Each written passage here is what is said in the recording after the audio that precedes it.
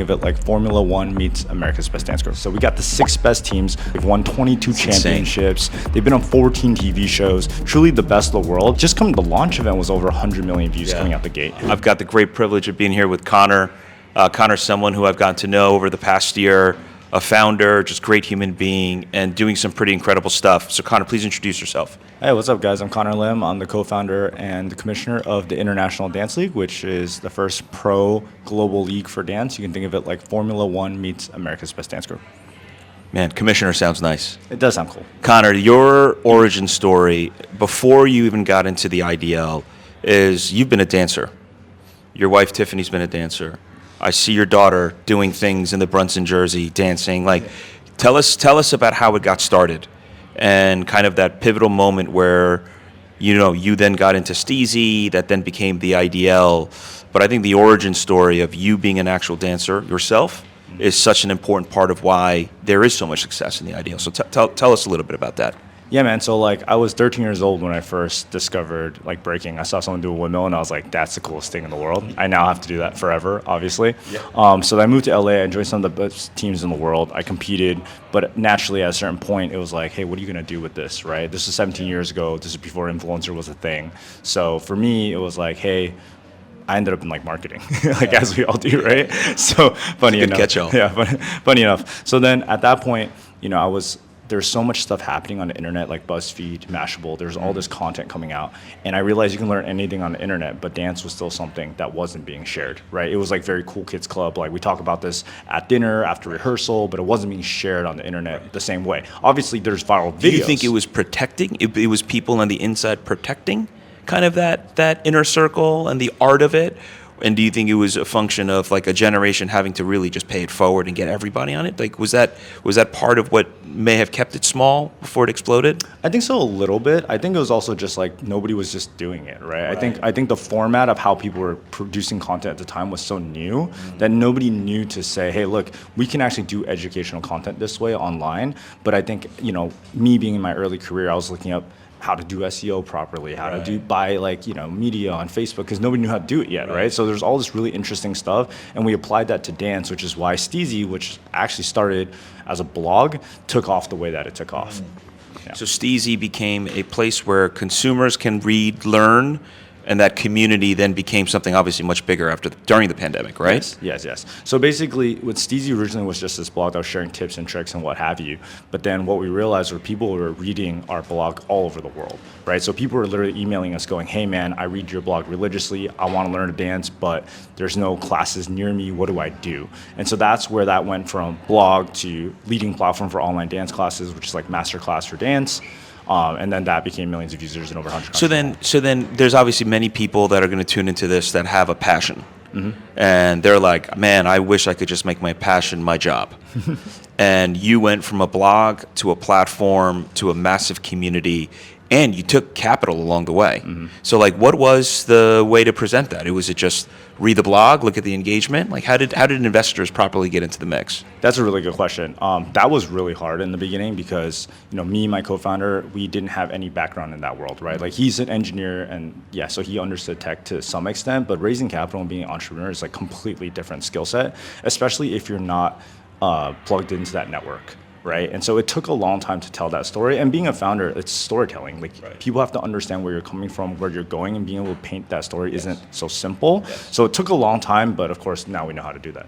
And I think part of what you do so well is your love for the sport of dance is not blinded by your love of the sport of dance. You can contextualize that relative to real engagement, real reach, real distribution, real trends that are happening on platforms, which is why I think it's translating so well. Let's talk a little bit about Steezy into the IDL and the role of social in kind of the growth of all of that. Yeah, absolutely. So at Steezy, because the blog and the content and everything we've always done has always been our growth engine, right? We understood how to create content, get viewership, but I was capturing very little of that value, right? The value being captured on our end was people who want to learn to dance online, right? Versus hundreds of millions of views being generated. And I'm like, okay, there has to be more value capture here. So thinking about the league from our format was hey, we realized that so many people around the world love watching dance competitions, but the formats are broken, right? Like you have reality TV shows, you have amateur competitions, the people who are on the stage are not the ones being celebrated properly. So in this format, we were able to actually capture that value, and to your point, able to commercialize it in a way that the value accrues to the right person, which is the talent. And also just the post-pandemic, like the dancing movement within families just exploded as well, right? So like the market of appreciation and the core customer that may have been just the niche dancers now doing it with a much bigger population. Absolutely. And I think that's something that's been super interesting because we came from a time, that was when Facebook was the leading platform, right? Like just Facebook itself, Right. not Meta. Right. So, It's pre-Meta, yeah. So watching it go from like, oh, our blog post going viral on Facebook to, the growth of TikTok into whatever it is now today, that's been multiple shifts, right? Because like I said, we started as a blog. Right? Nowadays, like who's even doing that, right? But you know what's so interesting, because blogging was the Facebook back in the day. It was the TikTok of today. Yep. And as consumer attention has evolved to these newer platforms, you all have been able to transpose the way of dancing and the value of dancing into a way that each of those people can understand, like contextually to each of the platforms.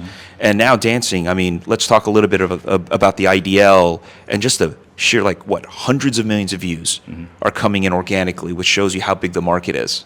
It's such an exciting time. But yeah, tell us a little bit about the IDL, the structure, the season, how it's going, what you're looking most forward to. Yeah, so the IDL is a pro competition tour series where the best teams in the world operate as city-based franchises. So we got the 6 best teams, literally, who have generated 20 billion views in the past. They've won 22 championships. They've been on 14 TV shows, truly the best in the world, and they're competing in this season-long format. And so we're at 4 out of the 6 events for the 2026 inaugural season, and as you said, the numbers are crazy. They're only going up and to the right. Yeah. So, I mean, just coming, the launch event was over 100 million views coming out the gate, right? So I think what this shows is that level of latent demand. People want to cheer for dancers the way they cheer for sports teams, but there was just never a format for that to happen.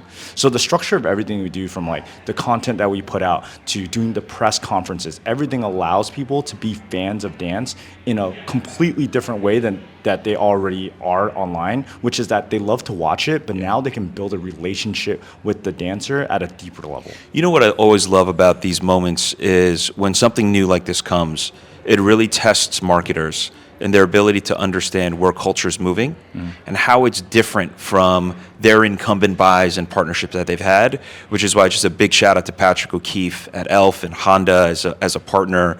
I know they've been sponsoring your stuff, and I just hope that marketers that are tuning into this to understand it's not just, the traditional partnerships that you may have done. It's not nil deals. It's not just creators, but understanding like there is a massively engaged audience to the tune of hundreds of millions of organic views on a per competition basis that's just so ripe to be integrated in a meaningful way. And you as a business have integrated across every age of the internet to continue the growth, which I actually think is one of the most magnificent things above and beyond obviously the production and everything. What are you looking most forward to at this time, 2027? And you look back and you think about the ideal will look like. Give me a little bit of what your desired outcomes and what you hope to see. Yeah, so I mean, one of the things I always talk about is that our vision is to make dance into a top 5 sport, because the viewership is there, the passion is there, and the athleticism is definitely there. And I think the world needs to catch up to that a little bit in how we're producing things. So what I'm looking forward to is seeing our players on billboards where kids are looking up at them and saying, oh my God, that's the Michael Jordan of so-and-so. I know their name and I want to follow them, have their jersey on my back, all that. That's amazing. And I don't know if you have these in place, but what I would say is, travel sponsors, apparel sponsors. I mean, you're talking about not only just dance as a category that's so big and social, but the competitive nature, the next generation that's galvanizing, the amount of hashtag views tied to just the teams, whether it's 1 million or GRV or Brotherhood. And I'm not even a dancer, and I see it in my feed all the time. But brands, it's just a massive opportunity to lean in here.